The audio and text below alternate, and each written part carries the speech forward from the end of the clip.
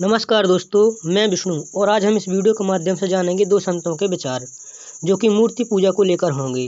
चलिए तो सबसे पहले जान लेते हैं देवी चित्रलेखा जी के विचार। अपने घर में मंदिर में एक ठाकुर जी की मूर्ति अवश्य होनी चाहिए, जिनमें भी आपकी श्रद्धा हो, जिनको आप इष्ट मानते हो, और फिर उनके साथ आप एक व्यवहार जैसे होता है वो करना चाहिए।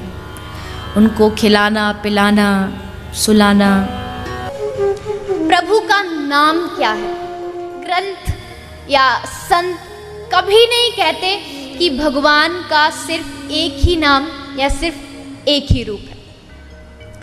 आप उसको जिस रूप में भजो, आप उसको जिस नाम से बुलाओ, बस शर्त इतनी है कि उस नाम में आपकी श्रद्धा होनी चाहिए। आप अपना कुछ भी नाम रखो। सूफी संत जो होते हैं वो तो प्रभु को अपनी प्रेमिका मानते, बोली ये हमारी प्रेमिका है कन्हैया। कुछ भी बनाओ। हमारे ब्रज में एक संत हुआ करते थे जो कन्हैया को अपनी माँ कहते थे कि कन्हैया जो है वो मेरी माँ है। और कहीं भी जाते थे, मान लो कथा सुनने आना है तो अपने कन्हैया को साथ लाते थे। और सोचा कि 3 घंटे की कथा, अगर 2 घंटे बाद कन्हैया को भूख लग गई तो ये रोने लग गया, फिर कहाँ से लाऊंगा, इसलिए घर से खिचड़ी बना के लाते थे। बोतल में दूध, जैसे एक बच्चे को रखते हैं ना वैसे रखते थे। आकर के बैठते कथा में, 2 घंटे कथा सुनी, उसके बाद पीछे गए, अपने कन्हैया को खिचड़ी खिलाई, दूध पिलाया, फिर से कथा में बैठ गए। ऐसा भाव था, इतना सुंदर भाव। तो ये तो भाव के ऊपर है, आप भाव से तो उसको जो बनाओ, उसको जो कहो, आपकी इच्छा। अच्छा, उसका नाम। तो ये थे देवी चित्रलेखा जी के विचार और आइए अब जान लेते हैं संत रामपाल जी महाराज के विचार। पहले हमारे को किसी ने कुछ भगवान बता दिया, एक मिट्टी का रख दिया कोई खिलौना सा, ये तेरा भगवान, हमने वो ही मान लिया क्योंकि हमें परमात्मा की चाह थी, आज भी है। अब जैसे मूर्ति रख दी भगवान की, श्री कृष्ण जी की, विष्णु जी की, तो हमने स्वीकार कर लिया। विष्णु जी के गुणगान उन्होंने सुनाए, हमें मान लिया। कहाँ से सुनाए उन्होंने विष्णु जी और ब्रह्मा शिव जी के गुणगान, गुण कहाँ से सुनाए? विष्णु पुराण से विष्णु जी के, शिव पुराण से शिव जी के। तो किसी ने बताया कि भगवान की मूर्ति है, इसी की पूजा से तेरा मोक्ष हो जाएगा। हमने वो भी शुरू कर दिया। ये भूल थी, ये गलत था। मूर्ति बुरी नहीं, मूर्ति की पूजा गलत है। मूर्ति का होना अनिवार्य है। मूर्ति से हमें प्रेरणा मिलती है। जैसे हम किसी सूरवीर की मूर्ति देखते हैं, चित्र देखते हैं, और उनके गुणों से हम परिचित होते ही हैं, तो गुणों से परिचित होने से उसकी मूर्ति देखते ही हमारे अंदर भी वैसा ही भाव बन जाता है। जैसे हम सेब की मूर्ति देखते हैं, आम का चित्र देखते हैं, आम की मूर्ति देखते हैं, तो हमारे अंदर उसके गुणों का ज्ञान होते ही उसको पाने की भी इच्छा बढ़ जाती है। तो ऐसे ही जो मूर्ति भगवान की, विष्णु जी की, शिव जी की, कृष्ण जी की, राम जी की, हमारे को हम जिसकी पूजा करते थे वो पूजा नहीं करनी थी। उसकी पूजा से हमें कोई लाभ नहीं होना था मूर्ति की। हमने उस मूर्ति वाले भगवान को पाना है।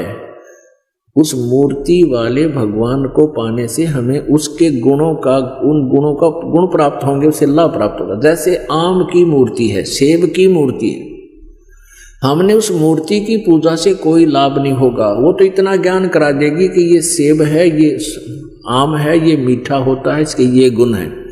अब मूर्ति वाले सेब को ढूंढना पड़ेगा, ओरिजिनल को, तब हमारा पेट भरेगा।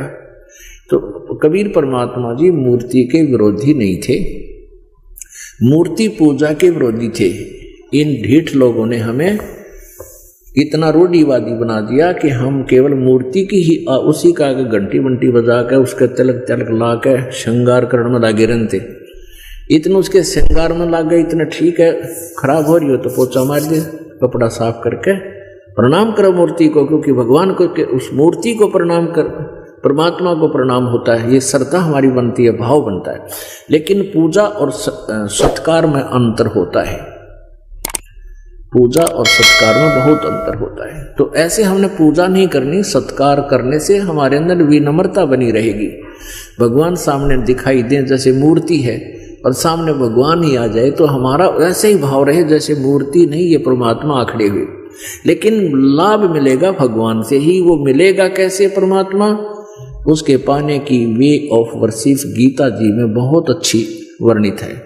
जैसे गीता जी अध्याय नंबर 8 के श्लोक नंबर 13 में कहा, गीता ज्ञान दाता ब्रह्म कहता है मेरी पूजा करनी है, मेरा केवल एक ओम मंत्र है, बस नथिंग एल्स। और 8वें अध्याय के 3 श्लोक में जिस परम अक्षर ब्रह्म के बारे में बताया है उसकी पूजा करनी है, तो 17वें अध्याय के 23वें श्लोक में कहा कि ओम तत्सत इति निर्देश है ब्रह्म त्रिविध समर्थ है। उस परमात्मा के यानी परम अक्षर ब्रह्म के पाने का ओम तो सीधा ही क्लियर है, स्पष्ट है, और तत् और सत ये दोनों सांकेतिक गुप्त हैं। ये दास बताएगा, वास्तविक ये कोड वर्ड है। तो ओम और तत् ये 2 अक्षर मिलकर के सतनाम बन जाता है। ये सतनाम कोई जाप करने का नहीं है। और ये ओम ब्रह्म का जाप है, ये तत् सांकेतिक जो दास बताता है, जिसको सतनाम प्राप्त है उनको पता है। ये परब्रह्म का जाप है, यानी अक्षर पुरुष का जाप है। और सत ये परम अक्षर ब्रह्म का जाप है, यानी ये गुप्त है, ये कोड वर्ड है, ये दास बताएगा। हमने उस परमात्मा को पाना है, मूर्ति से कोई लाभ नहीं होगा। हमने उस परमात्मा को पाना है जिसकी हम खोज कर रहे हैं, जिससे हमें पूर्ण लाभ होगा। अब गीता ज्ञान दाता कहता है कि तू सर्वभाव से उस परमेश्वर की शरण में जा जिसकी कृपा से तू परम शांति और शाश्वत स्थान यानी सतलोक को प्राप्त होगा।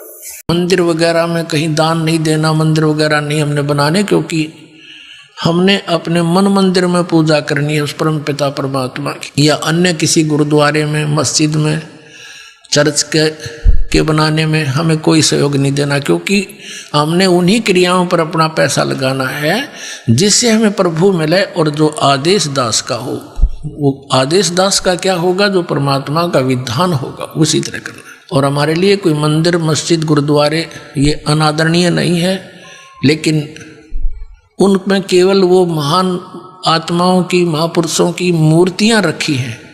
उन मूर्तियों से, या वहाँ जैसे गुरु ग्रंथ साहिब रखा है, गुरु ग्रंथ साहिब में लिखे वर्णन के आधार से हमने क्रियाएं करने से मोक्ष होगा।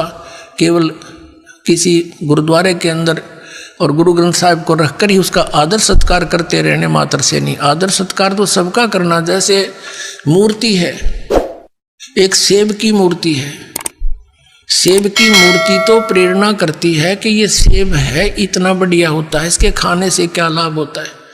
लेकिन वो पत्थर की मूर्ति सेब वाला काम नहीं करती। वह मूर्ति जरूर है उस पत्थर उसकी, वो अनादरणीय नहीं है, लेकिन वो मूर्ति सेब वाला काम नहीं कर सकती। जिन भगवानों की तुम मूर्ति बनाए रखे बैठे हो, वो मूर्ति वो काम नहीं कर सकती जो भगवान करेंगे। और उन भगवानों से लाभ लेने के लिए उनकी प्राप्ति के मंत्र भी इस दास के पास है, जो सबसे पहले वही दिए जाते हैं जिससे वो आपको कुछ लाभ दे सकेंगे। तो इस कारण से उन मंदिर, मस्जिद, गुरुद्वारों में परमात्मा की खोज में नहीं जाना, ये मनाही है। मैं आपको एक बात और क्लियर कर दूं कि हमारे चैनल का उद्देश्य किसी जाति विशेष धर्म की निंदा करना नहीं है। हमारे चैनल का उद्देश्य केवल और केवल अपने भाई बहनों तक सच्चाई को पहुंचाना और झूठ का पर्दाफाश करना है। धन्यवाद।